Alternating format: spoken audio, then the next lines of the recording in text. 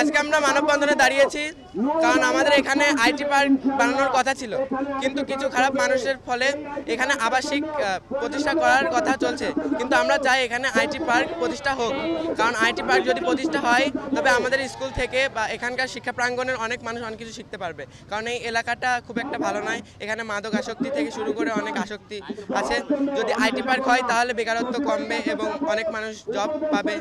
এটা আমরা চাই যে আইটি পার্ক হবে। মূল উদ্দেশ্য হচ্ছে আমরা আইটি পার্কটি ফিরে চাই। এই আইটি পার্কটির জায়গায় এই জায়গাটা নিয়ে অনেক খারাপ খারাপ কাজ চলছে, আবাসিক এলাকা হতে যাচ্ছে, কিন্তু আমরা এটা চাই না। এটা হলে অনেক বিশ্রী একটা পরিবেশ তৈরি হবে এই লাহিনী এখানে।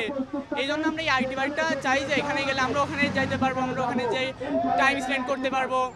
আমাদের কুষ্টিয়া অনেক দিনকার আশা, মনের আশা দাবি যে আইটি পার্ক এখানে হবে। সেই আইটি পার্ক অনেক হলো লোকজন লাগাই দিয়ে ভেঙে দখল করেছে। এই দখলবাজ আমরা মুক্ত করতে চাই। আমরা কুষ্টিয়াবাসী পক্ষ থেকে আমরা আইটি পার্ক এখানে চাই।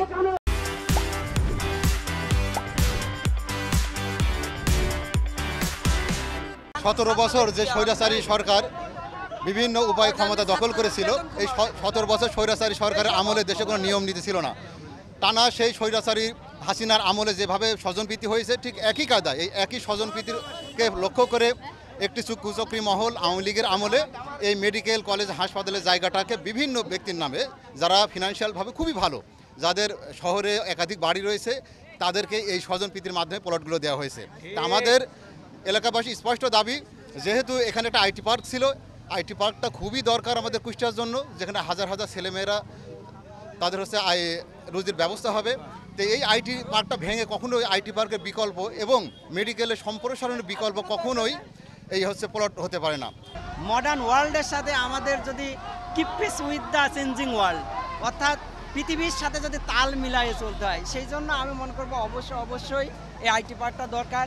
আর এই আইটি পার্কের জন্য বিশেষ করে আমাদের এই প্রতিষ্ঠানেরই বিভিন্ন শিক্ষার্থী যারা এখন স্টুডেন্ট বা কেউ বেকার বা বিভিন্ন কর্মসংস্থানও আছে, অনেক স্টুডেন্ট বেকারও আছে, তাদের চাওয়ার সাথে আমি প্রতিষ্ঠান প্রধান হিসাবে তাদের সাথে এই চাওয়ায় আমারও একাত্মতা প্রকাশ করছি যে তাদের বেকারত্ব ঘুচুক এবং এই পৃথিবীর সাথে যেন আমাদের বাংলাদেশও তাল মিলিয়ে চলতে পারে। এই আমার মেনলি কথা।